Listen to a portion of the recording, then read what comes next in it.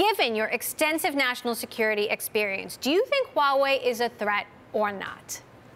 Absolutely, Emily. Look, Huawei's got a ton of issues. Ever since 2011, when the House Intelligence Committee issued a report looking at Huawei and talking about its extensive ties to the Chinese government, its role in economic espionage, it's likely benefiting from economic espionage by the Chinese government, as well as all the economic benefits it gets from the Chinese government and its potential involvement in surveillance activities. Huawei definitely presents a potential threat to the United States and our allies across the globe. Jamil, I suppose a question for telecom providers, and we saw this sentiment or heard this sentiment in Barcelona. What are the other options if not Huawei? Well, it's a great question. Look, across the globe, there are a number of 5G players who could be very influential. The question just is, who do you want owning your infrastructure? Do you want a company that we know has close ties to the Chinese government, or do you want companies that are European or American, or in the case of Australia, from other areas of the globe also? So it's not just Huawei in particular, but it's the fact that they have these close ties to the Chinese government. If they're willing to be transparent about it and expose their connections and talk about them and say they won't do those things, well, that's a different matter. Their CEO, Jaffer, has refused to do so thus far. So, Jamil, I just want to dig in a little bit here. You think Huawei is a threat, but what actual proof is there that Huawei is a threat?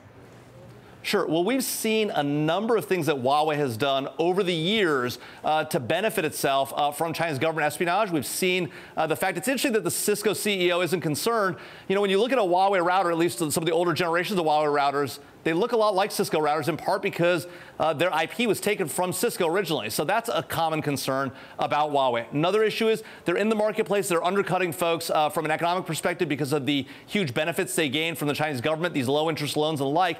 And then from a national security perspective, the CEO has been asked directly, look, will you agree to not engage in surveillance on behalf of the Chinese government? He's refused to agree to do that. And look, he's got close ties. He's a former Chinese military officer himself. And so these are the challenges. You've got to be willing to say we won't do those things if you're going to be trusted to build telecommunications infrastructure. So how big is this threat? Do you think China could shut off 5G capabilities or actually listen in?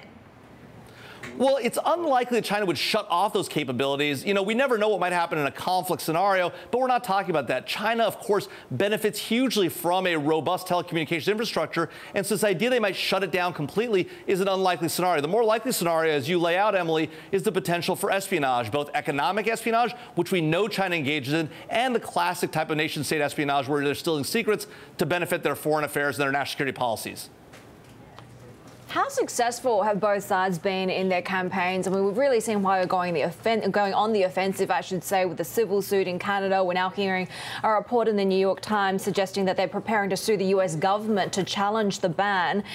On the other side, you've got the US rallying its allies to try and get other countries to ban it as well. Have we seen degrees of kind of, I guess, ham-fistedness on both sides?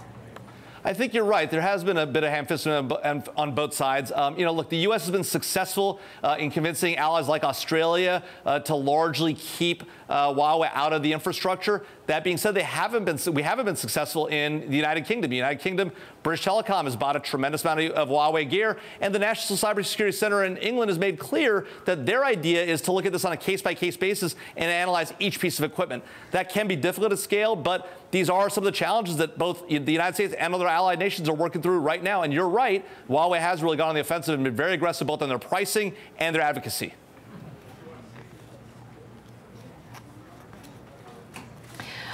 Is there a sufficient investment, given that we talk about Huawei really being the dominant player in this space, and you said you really need to question who owns this infrastructure? Is it a little bit late for countries, governments and private companies to be playing catch-up in terms of the enormous amount of incentive and investment the Chinese have put behind this?